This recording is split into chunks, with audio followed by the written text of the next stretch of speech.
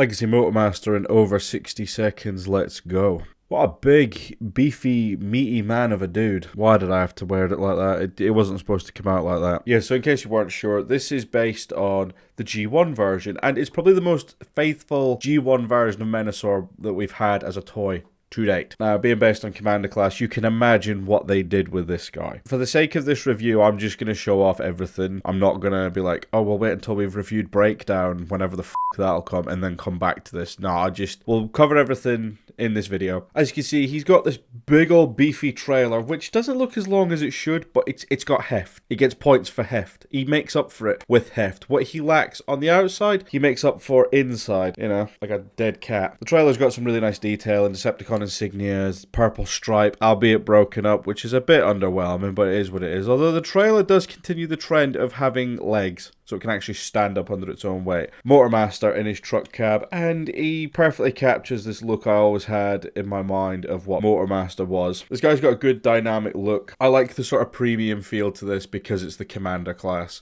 You know, if this was a leader class, it wouldn't be nearly as nice feeling. And I'm sure there's people out there who say, it's not nice feeling, you Hasbro cuck. And to you I say, f*** you. It's a truck, it looks alright. I could sit and pick it apart for minutes upon hours if you really want, if you want some ASMR, but I'm really not bothered about doing that. So I'd like to continue, and I guess we might as well start by taking this truck cab and turning it into a robot.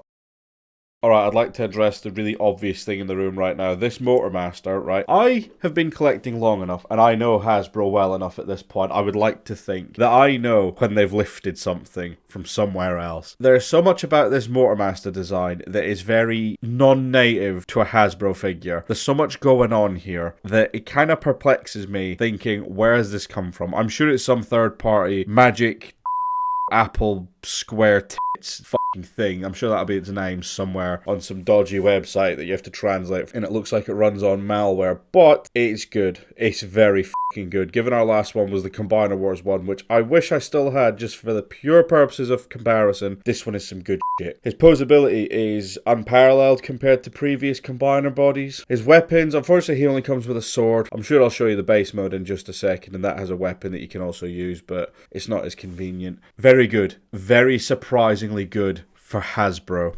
But I have several questions, and I would love to know the answers to them, but I don't really care. Let's go to the base mode. You know, something I don't give a f*** about. But I'm sure something that you give a f*** about is a word from today's sponsor. Nah, I'm just f***ing with you. There is no sponsor. But while I'm doing this shit with this base mode, this dog shit base mode that I don't know why Joe Hasbro keeps trying to make happen, I thought maybe this could be an interesting time for us to actually talk about the whole dynamics of combiners. This is the first combiner as a regular mainline thing. So no exclusives, no big box set release off to the side somewhere. This is the first one to be released in the line, in the waves, since Power of the Primes, 4 years before. And I just think it's incredibly interesting to look at the decisions that they've made to completely change the approach. And I don't mean this with any disrespect or any malice. I genuinely am quite pleased with what they opted to do for Motormaster and for Menasor. I just generally think this is such an accomplished design, especially from the Hasbro that we all fucking know and have some amount of time for, you know, like an ailing relative in a fucking care home. There's just so many decisions with this set that just surprise me in very good ways, and like I'm sure it'll probably draw some ire from people who are going to be like, oh, it's not as good as you're hyping it up to be. You forget I've got one super special secret ingredient up my sleeve, and it's not Chemical X either, you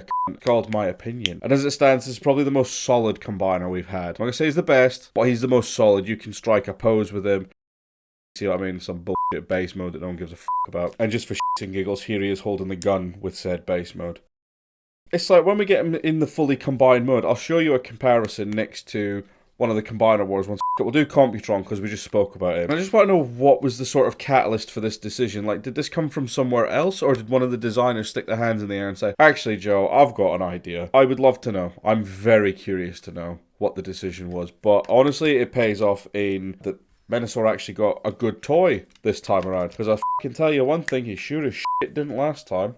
Of course, it then poses the questions of what are they going to do going forward? Are we going to have a Bruticus assembled in the same way? A Silverbolt, there's leaks for the two. I don't know how a Silverbolt's going to work, but a Bruticus with an onslaught like this, I could see that one working. That one makes some sense to me. I think a Hotspot could probably be put in Commander scale comfortably. The only one I don't understand would be Silverbolt. But you know, we'll wait and see how they do it. Call me intrigued. Call me intrigued. Call me whatever you like. Just don't fucking call me. I don't want to talk to you and I won't answer. I'm telling you, when you're actually transforming him into the combined form, just the fact of the chest is formed by the core robot and everything just sort of attaches onto him from there. Someone somewhere had that fucking idea tucked away. Either they've got it from someone else on the 7 Seas, if you know what I'm saying, or someone's been planning something for a little while now. Doesn't matter. We've now got him into his robot mode. Let's talk about the things I don't like. The complete lack of any dedicated weapon. Yeah, he can reuse the gun from the base mode. He can reuse the sword from the individual robot mode. It's a bit shit. I would have liked something dedicated. Like, I know people fan mod the gun to be like, oh, but it's a fucking bazooka. Alright, cool, great. That sounds fucking sharp. And the sword is just not as substantial. I like it more. I think the sword's intended for him in combined form, but I think it works better for him in solo form, because otherwise it just looks like a fucking letter opener. It's a toothpick. What do I like about him in this combined mode? The posability is fucking insane. Because of the nature of him, and probably because of the budget they were able to afford him, with him being, I think, the biggest, or at least the most expensive torso singular bot we've ever had. Not counting Studio Series Devi, where it's literally 2 leaders and a Voyager making up the entire central body section. But because this thing's a robot built into the trailer, with cars then attached onto him, which don't worry, I'll talk about in just a second, he's solid.